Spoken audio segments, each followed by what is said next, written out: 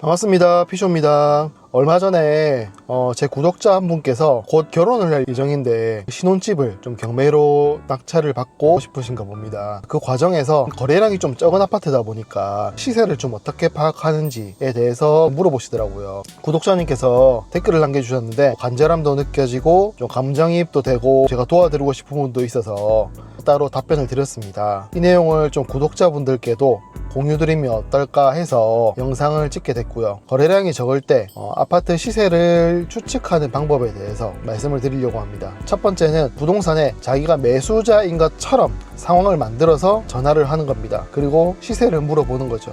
그렇게 되면 부동산 소장님이 매수자 입장에서 구매물은 어떻게 나와 있고 실제로 이거는 어떻다라는 거를 말씀해 주실 겁니다. 두 번째는 이거를 거꾸로 생각해서 매도자 포지션으로 내가 전용 면적 어떤 거를 몇 동에 몇 호 라인을 들고 있는데 이걸 매도하려고 한다. 그럼 대충 시세가 얼마 정도 되는지 매도자인 상황을 만들어서 전화를 하는 겁니다.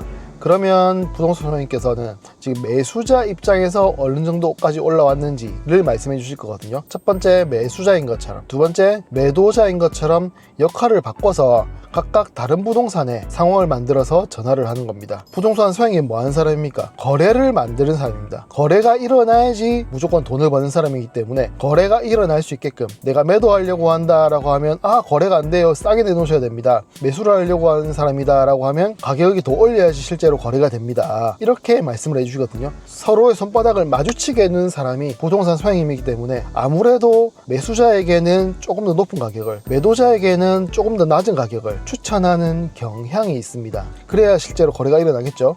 이렇게 하면 현재 객관적인 시세를 어느 정도 추론할 수 있고요. 그렇게 해도 파악이 안 된다, 아니면 내가 조금 더 섬세하게 파악을 하고 싶다, 해당 단지에 세대가 많은 면적 파악을 해서 거기에 상승률이 얼마였다, 예를 들면 20년, 21년이 거래가 많았다 라고 했을 때 그때 당시의 시세를 비교를 해서 상승 또는 하락률을 비교하는 겁니다. 그러니까 내가 사고 싶은 면적이 84 타입인데 실제로는 이 아파트는 25평형 5구짜리가 가장 거래량도 많고 했다고 했을 때 5구짜리 상승률을 비교해서 같이 상승률을 적용시켜 주는 겁니다. 해당 단지에 거래량이 많거나 아니면 세대수가 많은 매물에 그 상승률을 내가 사고 싶은 면적에 적용을 시켜서 빗대어 보면 어느 정도 유추가 가능하다. 네 번째는 갭 차이를 비교해 보는 겁니다. 내가 84 타입 30평짜리를 사고 싶은데 5구 타입 20평대 매물이 거래량이 제일 많고 세대수가 많다라고 했을 때 과거에 5년, 10년 전부터 25평과 30평의 갭 차이를 비교해 보는 겁니다. 꾸준히 1억 차이가 났다 라고 하면 그 25평 시세 대비에 1억을 높여서 현재 시세를 유추해 보는 게 가장 합리적이라고 볼 수 있습니다. 다섯 번째는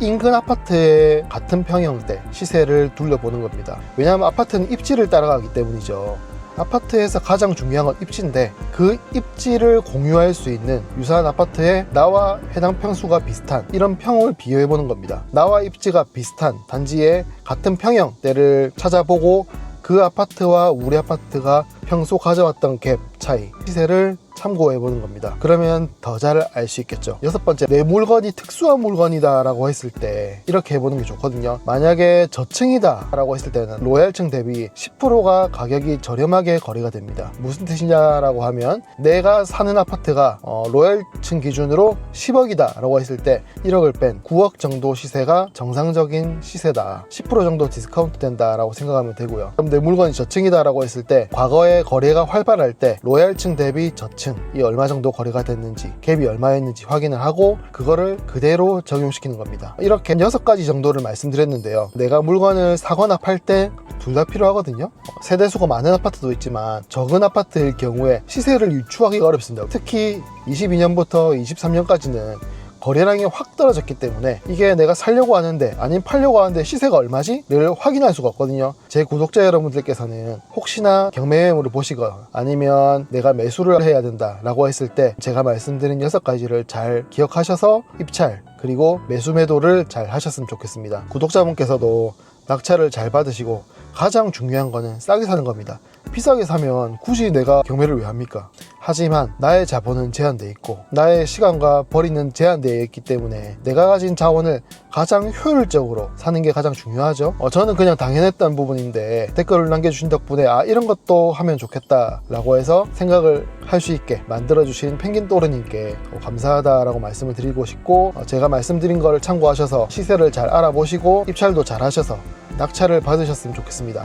혹시나 낙찰 받게 되면 꼭 댓글 좀 남겨주십시오. 결혼도 얼마 남지 않으셨다고 들었는데 지나고 나니까 첫걸음이 되게 중요합니다. 첫 투자도 그렇고요. 입찰을 잘 하시고 낙찰도 받으셔서 첫 집 장만을 잘 하시는 계기가 되었으면 좋겠다라는 마음을 담아서 이 영상을 찍어보았습니다. 더 좋은 내용과 양질의 정보로 찾아뵙겠습니다. 구독과 좋아요는 큰 힘이 됩니다. 감사합니다.